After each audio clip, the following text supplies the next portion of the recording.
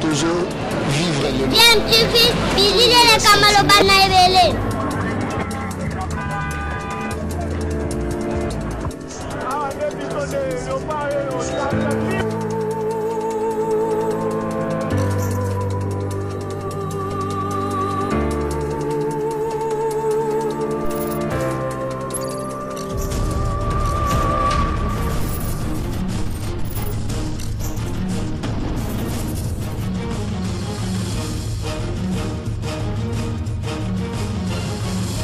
DMTV toujours en avant.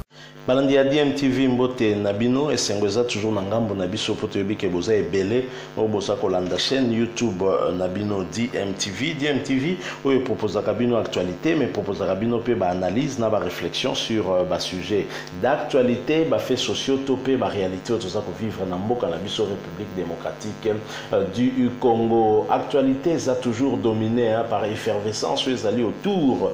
Il y a Union sacrée pour la nation initiée par le chef de l'État Félix Antoine Tshisekedi, une union sacrée pour la nation Oyo et Sali que Nungu Koti Makasi na niveau FCC et révélé biso au grand jour en tout cas faiblesse.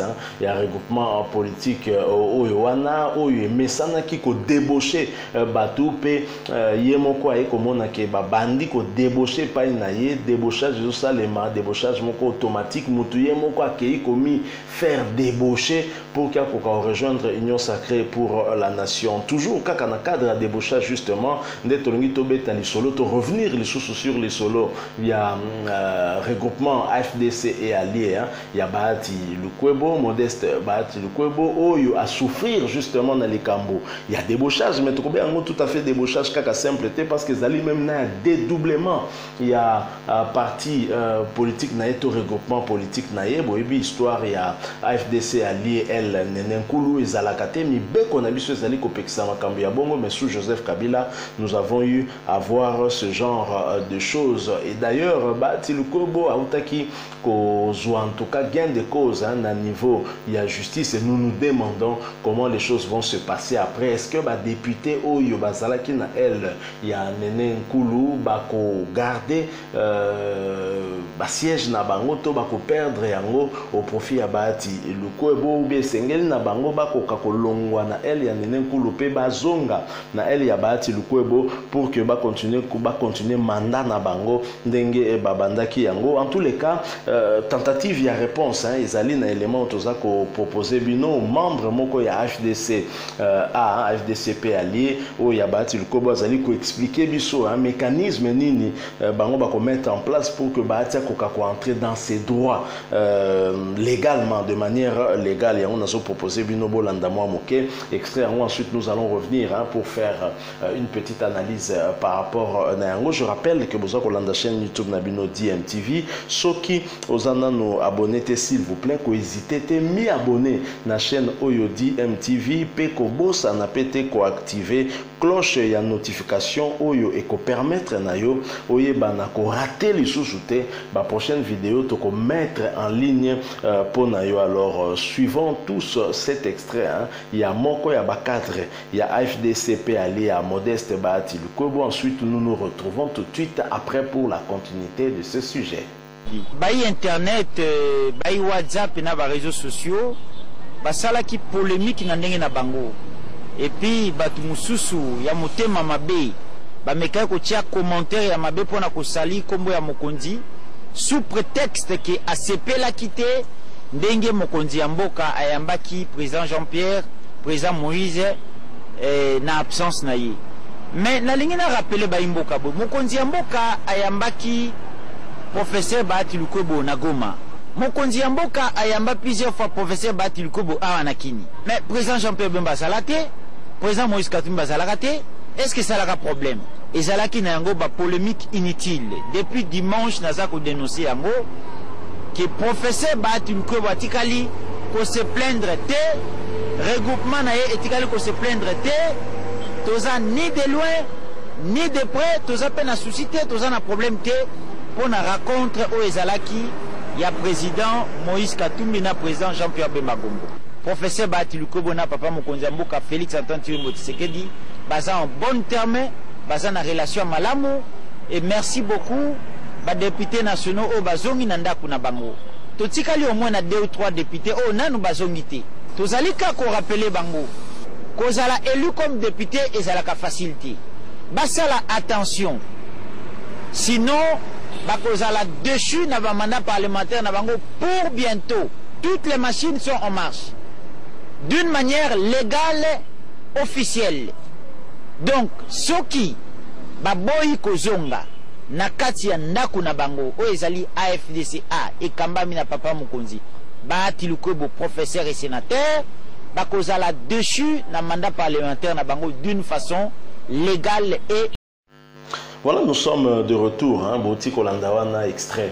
Il y a vidéo te proposé na bino ezali moko. Il y a ba cadre, il y a FDC et alliés. Oyo en tout cas a pessi message na ba députés nationaux. Il y a FDCA Oyo ba bunga kinzela pe ba kendaki du côté en tout cas il y a FCC Oyo ba kangamaki na elle il y a Nene Nkulu sengi na bango ba kokakozonga na ndako parce que FDCA véritable FDCA ezali ndako na bango ezali dirigé moko kaka o ezali dirigé par Modeste Bahati Lukwebo bakoka kozonga sinon te bazali na risque ya kozala déchu de leur mandat de député donc ba perdre mandat la bango ya député pour revenir na nani wana a préciser te mais alobi ke bako utiliser tous les moyens légaux pe ko salema sans un problème. Il faut dire que Bahati Lukwebo c'est la deuxième force quand même au FCC après le PPRD. Malheureusement Azalaki ignoré, lui qui demandait en tout cas à diriger le Sénat. Comment expliquer quelqu'un qui se présente dans l'élection, il y a un président, il y a Sénat en qualité d'indépendant, pas qu'il ne gagner dans sens. Pourquoi on avait refusé à Bahati Lukwebo ambition légitime, peut-être il y a comme président assemblée et président il y a Sénat au vu que Azali représentait quand même deuxième force et pour cela, pour l'affaiblir, il y a dédoublement après débauchage d'un certain nombre. Il y a des cadres à FDCA, on sait, Steve Mbikai, Nene Nkulu, Tikali, Nakati, il y a FCC, Toyebi Makamblo Lenge, Lekaki, mais tout le monde que justice n'a biso finalement et copé ça. Bahati Lukwebo raison, na cadre a raison, justice n'a biso et Pessi Naye, Bolandi, cadre, il y a FDCA, Oyo, a Sengi, Naba, député, on a Kokakozonga, à la raison, pe bazonga Nandaku, au risque d'être déchus de leur mandat de député. Alors sur le plan légal, comment ça va se passer, on ne sait pas, mais c'est-il que à partir du moment où justice et PCP Bahati Lukwebo raison, il doit y avoir certainement des conséquences parce que je pense que ce qui peut insister ses alliés par rapport à cadre Bahati Lukwebo yoko benga ba député nyuso bakende kuna bazonga nanda ko joko ezali pe parce que Bahati veut continuer à représenter une force et même dans la discussion dans cadre réunion sacrée pour la nation parce que Azali certainement n'a pas ambition il y a kozwape par moko malamu na kati il y a moko ya institution il y a mboka ndenge zali peut-être que finalement bako satisfaire par rapport à présidence il y a Sénat oye azalaki tant koluka ayango et tozali Bahati Lukwebo akokipe peut-être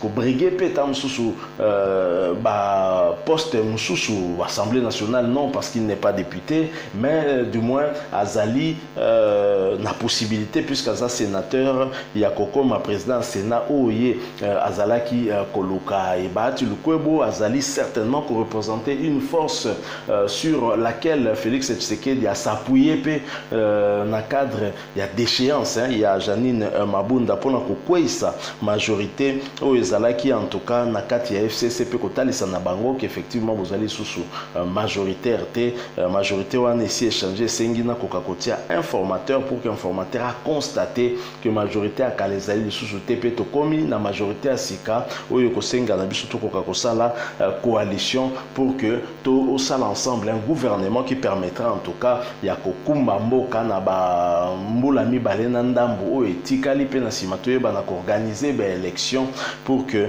l'élection en tout cas les plus crédibles possible pour être moto yo a gagné ezala penza oyo pe bakoyeba na ko proclamer ko asseoir donc ba réforme oyo ezali tant appelé. Je pense que nyonso to wana ezali ko senga na ba force nyonso to bazali ko ya na kati nyonso sacré bako kapé ko lakisa ba makasi na bango makasi pe ezali poids politique na yo ezali ko représenter Bahati Lukwebo est une force certainement sûre ou azali na poids politique oyo ezali incontestable. Donc voilà un peu le solo tolinga kito échanger nabino sur évolution à Makamboana. Que pensent ces cadres? Il y a FDCA ou Batikala qui n'ont nangambu, il y a El Nenenkulu. Est-ce qu'ils vont rester pour longtemps encore? Parce que Namikolo, tout le monde FCC, on dirait Zali qu'au marché en ralenti, on dirait FCC Zali en pause, tu éviteni Bazali qu'au bomba, mais Bazali toujours n'a espoir en partant de l'hypothèse que va perdre dans nos majorités dans l'Assemblée nationale. C'est l'élection du nouveau bureau qui pourrait prouver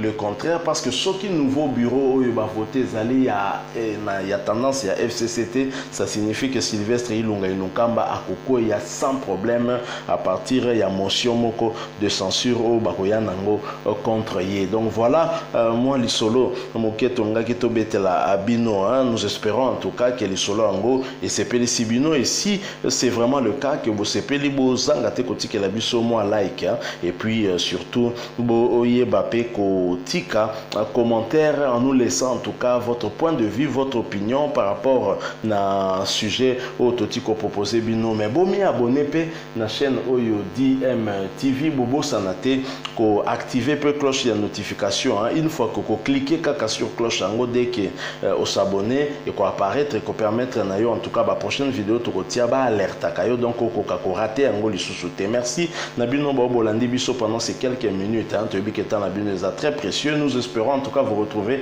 très prochainement avec un autre sujet d'actualité. En attendant, portez-vous bien et surtout nos voeux les meilleurs pour cette année 2021 qui pointe à l'horizon. 2020 a été une année très difficile et tu espérais que 2021 comme Mama Kambuya bien santé kitoko peto bungi sakolo corona o to bengana yango musika peneke ndebisika bikauka. Merci encore une fois nabino tokutani prochainement soki nzamba ba télévision. En attendant, DMTV vous dit au revoir.